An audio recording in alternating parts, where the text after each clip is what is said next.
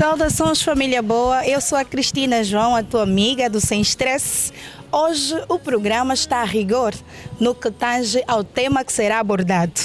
São juristas e não só, reunidos em uma aula magna com o Dr. David Mendes, onde o tema será ou é a marcha do processo penal angolano. Eu Sem Estresse, fiquem atentos. Acontecem tão bem, mas é mal que vem para o bem. Limpa as lágrimas, ergue a cabeça, adoça o sorriso, esse seu rosto e viva a vida sem estresse. Por que o tema que trouxeram hoje, que é a tramitação do processo penal angolano?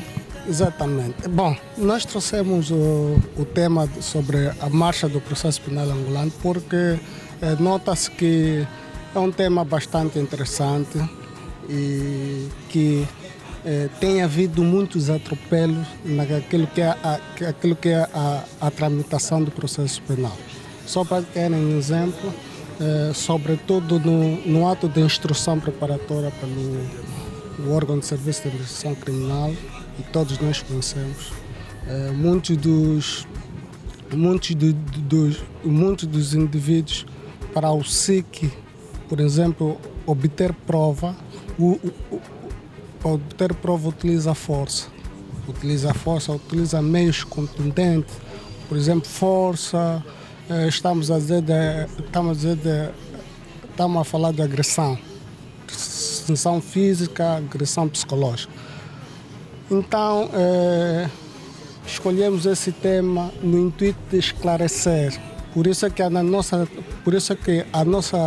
nossa atividade não limita só juristas, advogados ou advogados estagiários. Nos crimes de natureza econômica, haja inversão do ônus da prova.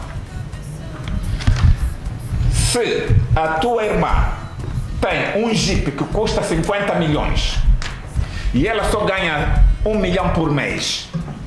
Não, ele é que tem que provar a origem daquele dinheiro. Não é o Estado que tem que provar que ela roubou. Ele é que tem que provar como é que comprou aquele carro.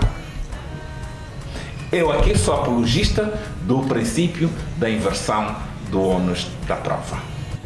Ok, muito bem. Resumidamente, o tema em apreço quer nos dizer marcha do processo penal. Significa o andamento, a forma como o processo penal anda. Ora, aqui, na verdade, e vimos aí a demonstração do professor David Mendes, mostrou-nos como é que, na verdade, o processo anda, né? Que ela começa, na verdade, com conhecimento de uma prática criminal por via dos órgãos competentes, no caso, o Ministério Público, daí despoleta um processo crime e ela vai andando, na verdade, vai fazer as diligências, posteriormente sai da fase da instrução preparatória, vai então para a fase do julgamento. Do julgamento, produz as diligências necessárias, as provas necessárias e, posteriormente, o tribunal tem uma decisão. Desta decisão, se as partes não ficarem convencidas, tem a segunda instância para recorrerem. No caso, estamos a falar de um recurso ordinário. Aí o tribunal da segunda instância vai reapreciar o processo, aquilo que foi produzido, então vai, ou manter a decisão preferida pelo tribunal da primeira instância ou revogá-lo, ou então diminui até a sentença. E daí tribunal, a sentença é executada e o processo, pronto, termina.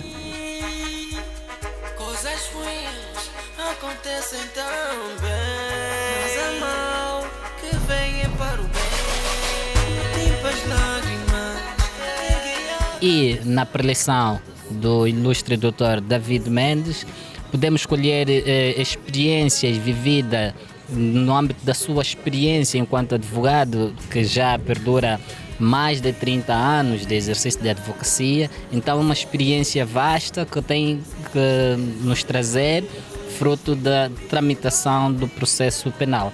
E aí sim nós vivemos exemplos práticos, fruto das várias experiências, de casos que por si foram defendidos em juízo, aqueles que teve a oportunidade de estar presente e os outros que encaminhou os seus parceiros a conduzirem os processos. Qual é a parte mais importante da aula que tivemos hoje para ti? Olha, quase tudo que foi falado hoje, para mim foi importante. Porque muitas pessoas não têm conhecimento de como se inicia o processo penal.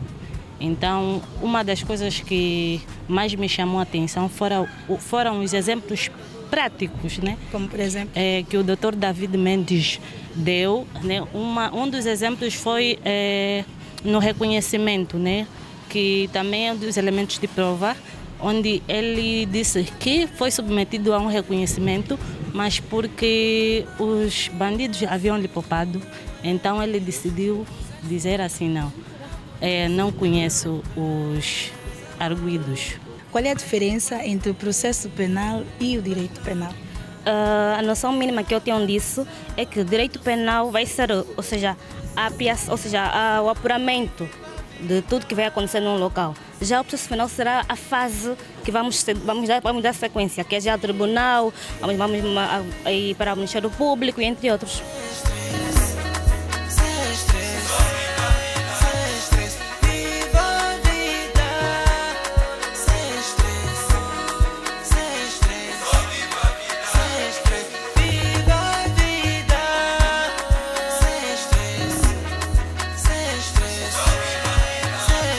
Como especialista da matéria, qual é a avaliação que faz dos colegas, os órgãos que vão para apreender o indivíduo que está a ser acusado, sem nem sequer saber do que está a ser acusado? Prontos, como especialista da matéria, eu não vim aqui para retratar da minha atividade laboral, certo? Então vim aqui apenas falar da academia, né? Acredito que todo mundo que achar que o seu direito foi violado por uma privação da liberdade tem os mecanismos necessários para poder então interpor qualquer recurso ou impugnar qualquer ato que seja ilegal. Em poucas palavras, qual é a diferença que existe entre o processo penal e o próprio direito penal? Muito bem. No fundo, vale a pena compreendermos que o direito processual penal é um ramo do direito vincadamente público e de natureza adjetiva ou instrumental.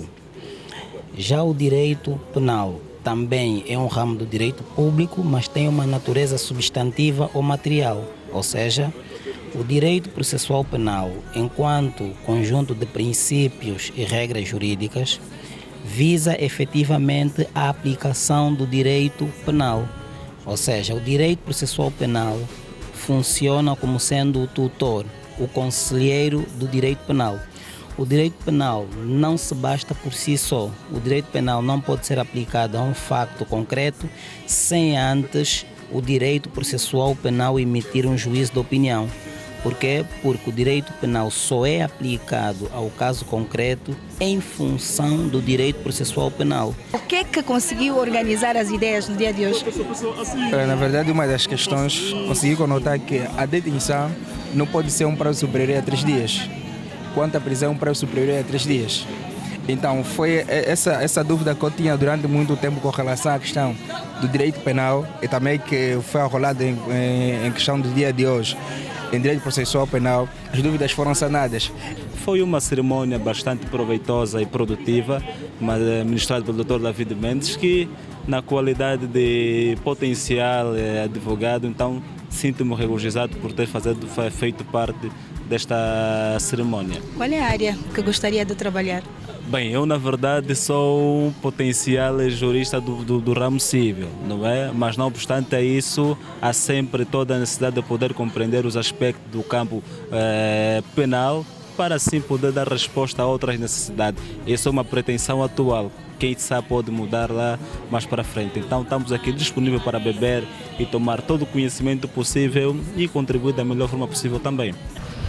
Nós falamos muito, talvez por influência brasileira, não, tem que meter um habeas corpus. Mas o que é isso afinal, habeas corpus? É o mecanismo que o arguido tem para usar contra uma prisão ilegal ou arbitrária. E a nossa lei, a par do habeas corpus, também tem o princípio para amarrar o Estado, que é a indemnização por prisões ilícitas ou ilegais. Se você for preso ilicitamente, o Estado tem a obrigação de te indemnizar por essa prisão ilícita. Hoje, todos nós ficamos... Não, foi a polícia, fiquei lá 24 horas, fui preso. Por isso é que a expressão não entra como prisão, entra como detenção. A prisão é 3 dias ou mais. O menos de 3 dias é detenção.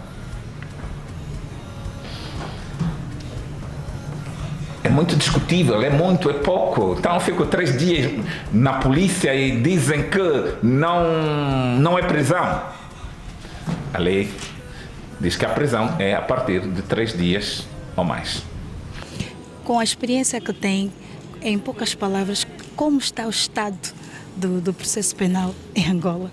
É muito difícil falar do estado do processo penal, mas há muita melhoria, mas continuamos a ter problemas muito graves com prisão preventiva. Há muito excesso de prisão preventiva e isso é grave para o processo penal, mas acredito que se tivermos mais advogados, muitos jovens, como vi aqui, se empenharem em processo penal, porque muita gente não gosta do processo penal, mas é uma das áreas muito bonitas, por isso é que eu adoro o processo penal.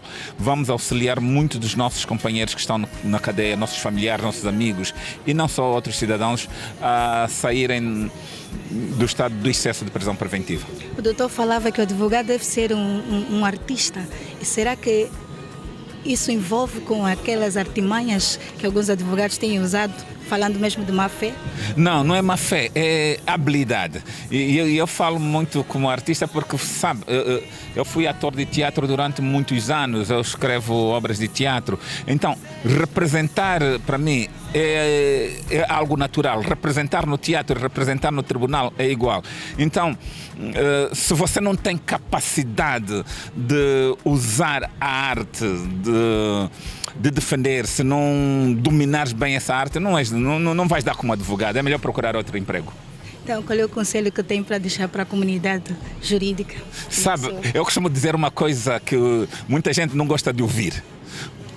Um magistrado rico é corrupto, um advogado pobre, sabe, é fraco. Sem estresse, a vida é uma aventura. Estresse, a vida é uma aventura. Sem estresse, a vida é uma aventura. Sem estresse, a vida é uma aventura. Sem estresse, a vida é uma aventura. Sem estresse, a vida é uma aventura.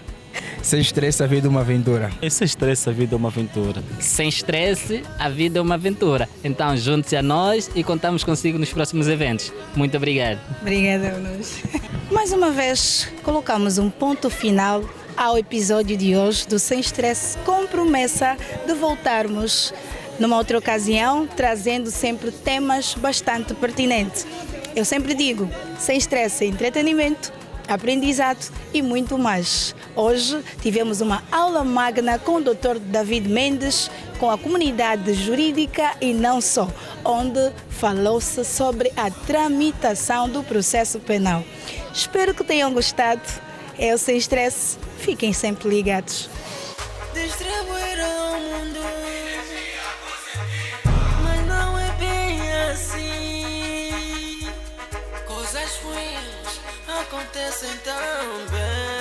Mas amar